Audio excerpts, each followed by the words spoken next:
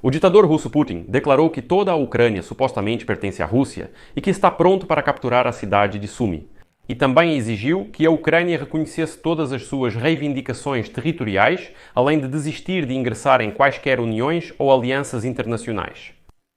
E se isso parece algo que o ditador já repetiu várias vezes, aqui vai mais uma dose de absurdo do presidente russo.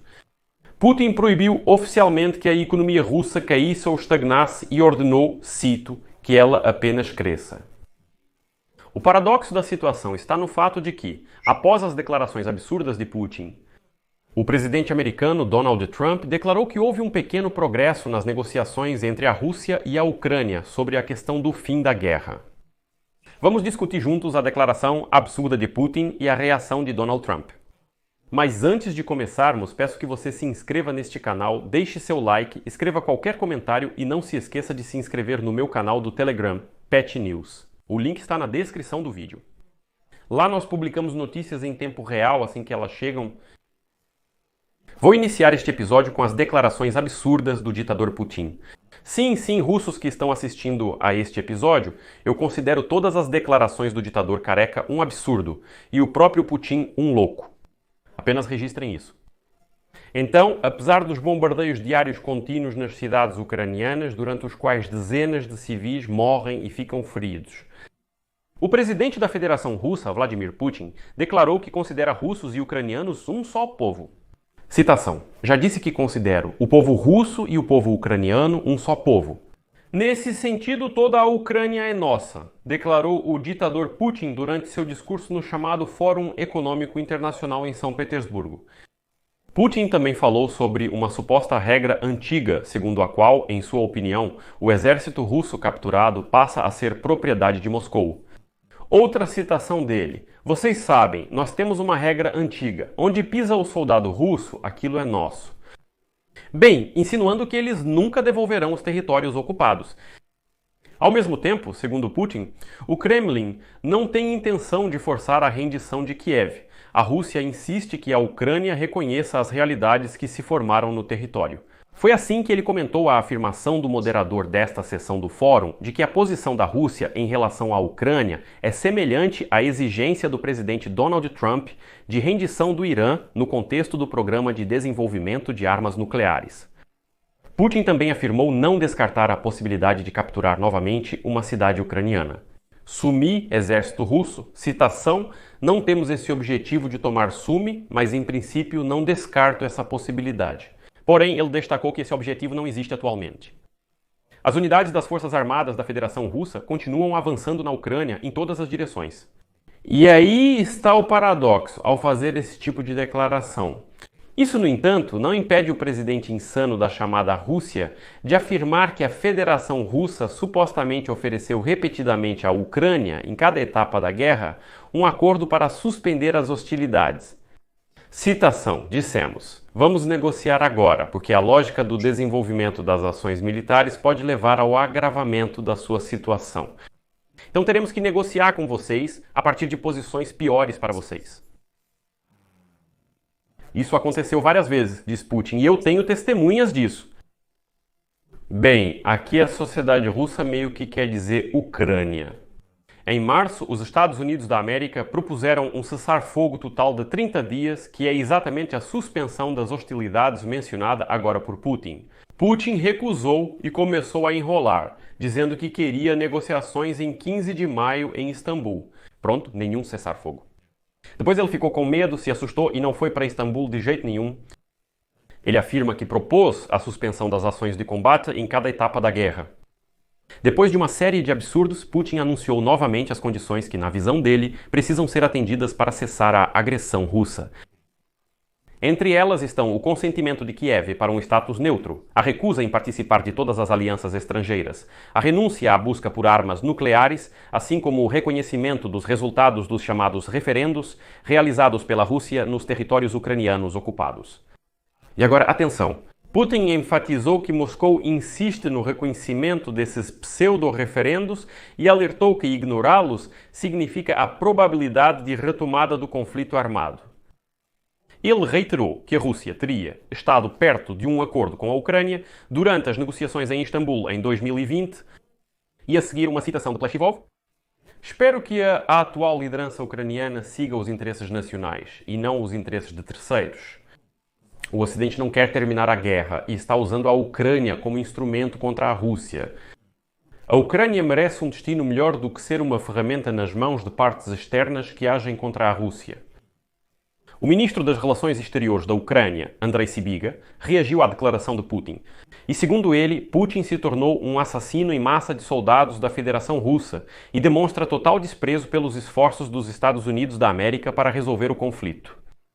Sybiga chamou a retórica de Putin de um reconhecimento de fato da intenção de continuar a ocupação dos territórios ucranianos. O diplomata ucraniano chamou a atenção especial para esta frase sobre o pé do soldado russo, que traz consigo apenas morte, destruição e devastação. E então o ministro das Relações Exteriores da Ucrânia declarou que Putin não se importa com as pernas dos soldados russos arrancadas pelos drones ucranianos. Putin é um assassino do próprio povo. Quando Putin diz que onde pisa o soldado russo, aquilo é nosso, lá essas pernas são arrancadas pelos drones ucranianos. Segundo Sibiri, Putin não se importa nem um pouco com as pernas dos soldados russos. Mas, sabe, pessoalmente, mais uma vez, não foi o ditador do Kremlin que mais me chocou. Isso aí está claro, ele é louco, isso está claro. O que mais me chocou foi o presidente americano. O presidente dos Estados Unidos da América, Donald Trump, afirmou que houve um leve avanço nas tratativas entre Rússia e Ucrânia para encerrar o conflito. E essa declaração de Trump foi feita justamente logo depois que Putin chamou a Ucrânia de nossa, como ele diz, e admitiu a possibilidade de tomar a cidade de Sumi. Mas vou citar Trump. Há um pequeno progresso nas negociações entre a Rússia e a Ucrânia. Às vezes é preciso ser duro, mas ao mesmo tempo continuar sendo um pacificador. Eu só tenho uma pergunta para Donald Trump. Onde exatamente ele demonstrou dureza? Onde foi isso? Aqui estão os apoiadores de Donald Trump que por meses diziam: Alexei Petty, você simplesmente não entende o plano profundo dele. Vocês poderiam, por favor, escrever nos comentários onde está a dureza? Bom, talvez seja só eu que não estou vendo, não descarto essa possibilidade. Talvez todo mundo veja, só eu que não vejo. Mas vou terminar este episódio com mais uma citação do Putin. E para que vocês tenham um quadro completo da inadequação do presidente russo, Putin praticamente proibiu a economia russa de cair e estagnar. Putin declarou essencialmente que a economia russa não deve de forma alguma cair ou estagnar. Segundo Putin, apesar do cenário externo complicado, como ele mesmo diz, o produto interno bruto da Rússia nos últimos 2 anos cresceu mais de 4% ao ano, ou seja, cresceu em um ritmo acima da média mundial. Mas agora a situação mudou. De acordo com o Rosstat, até o final de março, o crescimento econômico desacelerou para menos de 1,5% e de um trimestre para o outro, a economia começou a encolher pela primeira vez desde 2022. O ministro do Desenvolvimento Econômico da Rússia, Maxim Reshetnikov, afirmou ontem no Fórum de São Petersburgo que a Rússia está à beira de uma recessão econômica. Em seguida, a chefe do Banco Central da Rússia, Elvira Nabiullina, alertou que os recursos da economia, que permitiram crescer durante todo esse período de guerra, mesmo sob condições de combate e sanções, estão completamente esgotados. De acordo com Nabiullina, isso engloba a mão de obra e a capacidade ociosa das indústrias. E o que é muito importante, as reservas do Fundo Nacional de Bem-Estar da Rússia, cujos ativos líquidos foram gastos desde o início da guerra. Essa é uma declaração da chefe do Banco Central. Além disso, na manhã de sexta-feira, o presidente da União Russa de Industriais e Empresários, Alexandre Shokin, declarou que muitas empresas estão em estado pré-calote.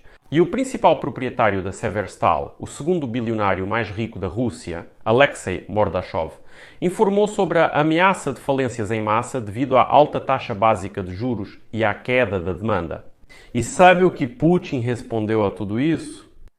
Ele declarou publicamente que não acredita em nenhum dos oradores anteriores e os acusou de espalhar previsões sombrias e infundadas.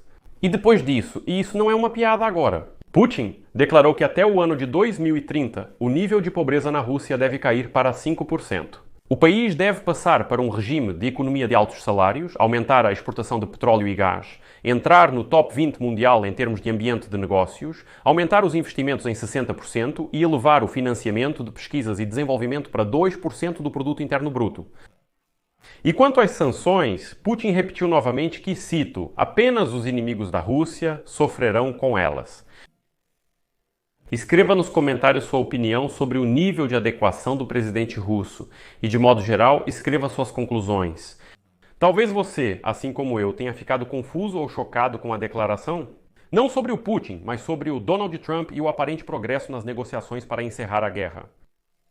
Aqui vou colocar reticências, amigos, inscrevam-se no canal, ativem o sininho e deixem o like. Se quiserem apoiar financeiramente este canal, podem fazer isso através de qualquer doação pelos links e dados na descrição deste vídeo ou pelo Quick Response Code que está na tela de vocês. É isso, cuidem-se, até mais a todos.